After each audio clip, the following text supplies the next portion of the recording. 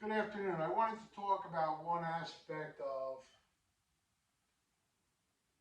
the footing in Tai Chi Chuan and how it varies from one lineage to another.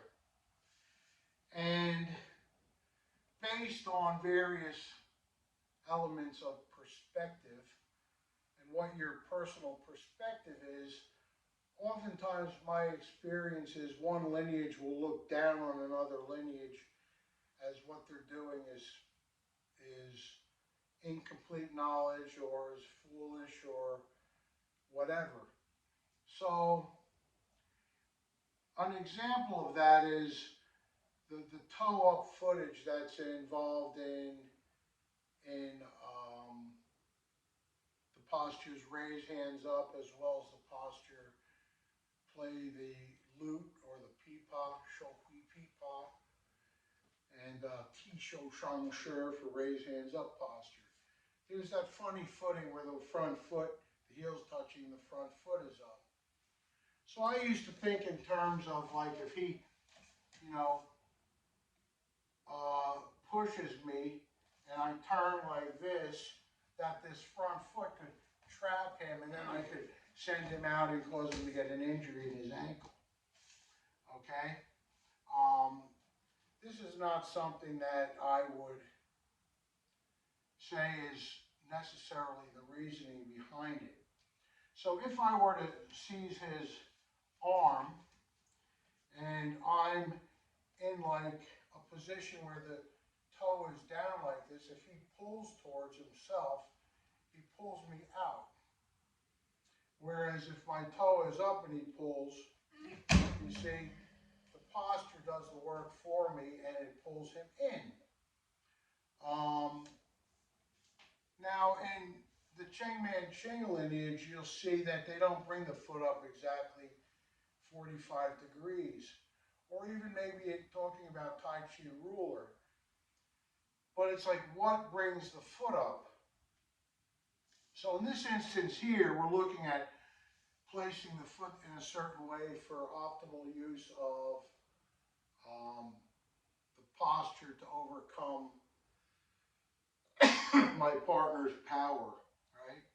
So if my toe is down and he pulls me, you know, I get into a fight with him. He pulls me and I raise up the front toe and it causes him to pull himself into me without me like struggling. So it's useful in that way. But now in the Chengman Ching lineage or the Huang Sheng Shun or any of the offshoots of that lineage, when you're getting into the posture and you're releasing your torso down, so you set your head, we'll leave the arms out of this for the purpose of just simplifying it. I release the chest, which allows the back to drop. I sit in the kwa, and then I release the yao. And as I release the yao, that pulls the front toe up. So even though the stability might not necessarily be the same as in the Tien Shou Lin lineage or something, or some of these other lineages, it is valuable in letting a person see if they're releasing their yao. It gives them a metric where they can measure releasing their yao. If I'm dropping into the Tai Chi ruler posture and I set the eyes and head and release the chest and armpits and ribs and solar plexus, I sit in the kwa and I release the yao, and that pulls the front toe up. And if it doesn't, it shows that I maybe need to stretch a little more or stand a little more and release a little bit more. But learning both has its value. So they are something that you can look at the positive attributes of both of them, and they both have their use and their value. Even in terms of seating the palms or the straight, beautiful lady's hand that's in the Chengman Ching lineage, when you practice letting the wrist be straight, it allows you to feel more if you can extend the chi out to your fingertips or not. Whereas if you just are making this hand manually every time, you can block this sort of energy. So again, the perspectives of these things are different depending on what you're trying to cultivate at any given time. By taking the excess of details out in the simplified 37 posture form, it actually allows you to focus more on the tissue quality than the other forms do. So it's really more about your perspective. Like, can you see the fruit that's on the tree? Because they all have fruit. You know, you might like lemons less than you like apples. Who knows? But the point of the matter is they all have fruit. You have to start to open your heart to the possibilities of why do you do it that way? Instead of looking down at them like, they don't really understand that posture.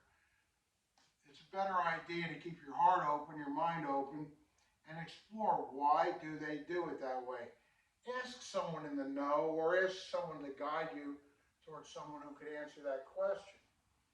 This was a big part of my training. Was I'm super inquisitive and I want to know. And I want to know in very clear terms. I generally endeavor to demystify what I teach, whereas some practitioners seem to mystify it more and more. I prefer to make it clear because the sooner everyone gets to a certain level of understanding, the sooner that the next level can be achieved. And this is how we grow. You know, Marcel is an engineer. He's very smart.